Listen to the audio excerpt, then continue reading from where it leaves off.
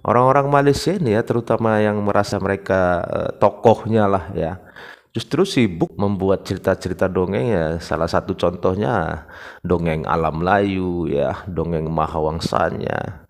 Dan yang lebih menggelikan lagi, mereka itu kan gemar sekali mengklaim ya, terutama mengklaim bahasa Indonesia, yang katanya bahasa Indonesia itu adalah bahasa Melayu, ya kan?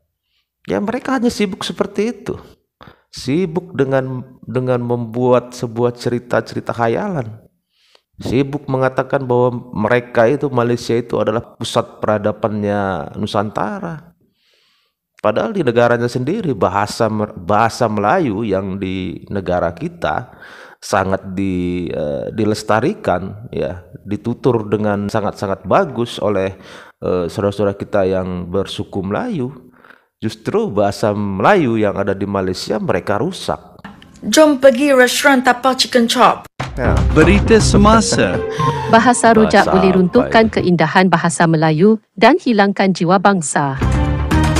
Keindahan bahasa Melayu telah musnah akibat pengaruh-pengaruh luar, baik dari segi pertuturan, ayat, istilah maupun bahasa itu sendiri. Kerosakan penggunaan bahasa Melayu yang paling teruk jelas ditunjukkan oleh golongan remaja dengan digunakannya bahasa rojak. Keadaan ini akan membawa kesan yang serius terhadap kedaulatan bahasa Melayu jika tidak ditangani dengan segera. Sudah pasti keindahan bahasa Melayu akan musnah. Penggunaan bahasa rojak di Malaysia merupakan satu topik kontroversi oleh sebab para pengkaji bahasa menganggapnya sebagai penggunaan bahasa yang tidak betul dan mungkin menimbulkan krisis dalam pembelajaran bahasa. Mereka bimbang bahawa siswa-siswi akan kekurangan kemahiran menulis dan bertutur sekiranya amalan ini terus berlaku.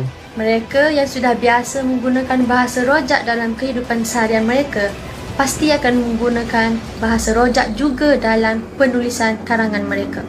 Ironinya, sebahagian pengguna bahasa rojak malah berasa bangga dengan bahasa rojak ini supaya kelihatan terpelajar atau menguasai bahasa Okay asing. guys, kelas sudah habis. Assignment jangan lupa kita jumpa next week. Dicampur-campur ya. Dan sama-sama kita dengar mereka justru sebagian besar malah bangga ya dengan bahasa rojak ini. Sekarang ni persoalannya, adakah lebih baik untuk I bertutur dalam bahasa Inggeris all the way atas sebab keselesaan berkomunikasi daripada menggunakan bahasa rojak? Dan eventually makin terlupa terus akan indahnya bahasa ibunda. Bagi I dah belajar Pede banget satu dia penyesalan tak letting peduli. go of Malah bahasa justru Arab dia dan French. Padahal I dah bangga. intermediate level, tapi sebab I tak practice, gone in the wind. I dah struggle a lot nak menyesuaikan diri untuk bertutur kedua-dua bahasa Melayu dan English dengan fasih. Jadi personally I suka campurkan supaya hari-hari adalah hari I practice tanpa ada secebis pun niat untuk merosakkan bahasa ibu. Macam you want to makan here or tapau? Baijan, order kopi ais, kau una. Kita lihat kan pede banget itu kakak ini tadi. Dia sudah terbiasalah dengan menggunakan bahasa kedua-dua bahasa Inggris dengan bahasa Melayu. Dan dia katakan dia tidak ada niatan mau merusak bahasa ibunda ya, bahasa Melayu lah maksudnya. Enggak rusak gimana ceritanya. Bisa-bisanya kamu bilang enggak rusak, jelas-jelas rusak itu bahasa, jadinya enggak enak didengar. Kamu bilang enggak rusak. Katanya kalau seorang tu tidak menguasai bahasa, dia akan mencampur adukkan. Okey, maksudnya tak dua-dua tu lemah, jadi dia campur adukkan.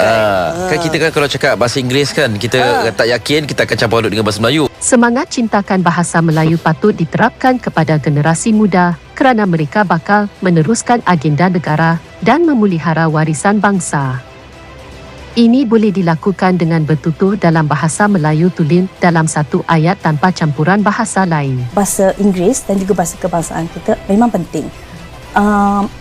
Seelok-eloknya kita sekiranya menggunakan bahasa kebangsaan, gunakanlah sepenuhnya. Kalau menggunakan bahasa Inggeris, gunakanlah sepenuhnya. Semua pihak sebenarnya mampu melakukan sesuatu atau merancang pelbagai program bagi mematabatkan bahasa Melayu, terutama dalam kalangan pemimpin dalam sesebuah jabatan atau syarikat.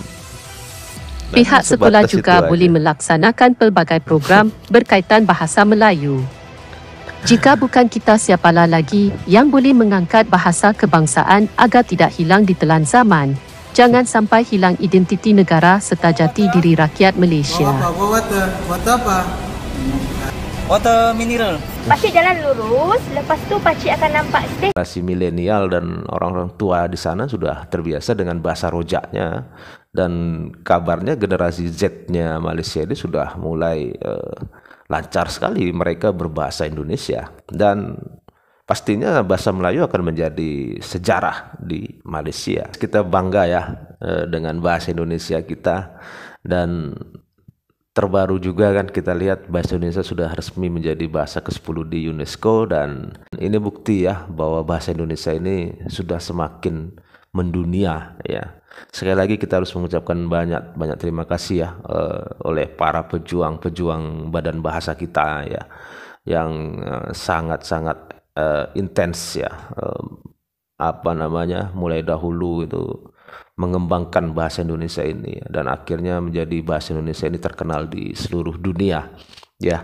Kita harus bangga dan kita patut bangga ya guys menjadi orang-orang Indonesia dimanapun kita berada ya guys. Pesan saya sih, permintaan saya ya kepada kita semua, jangan sampai bahasa daerah kita masing-masing dilupakan ya. Kita tetap harus lestarikan bahasa daerah kita. Oke guys ya, sampai di sini dulu videonya. Terima kasih sudah menonton. Tetap semangat, salam sukses buat kita semua.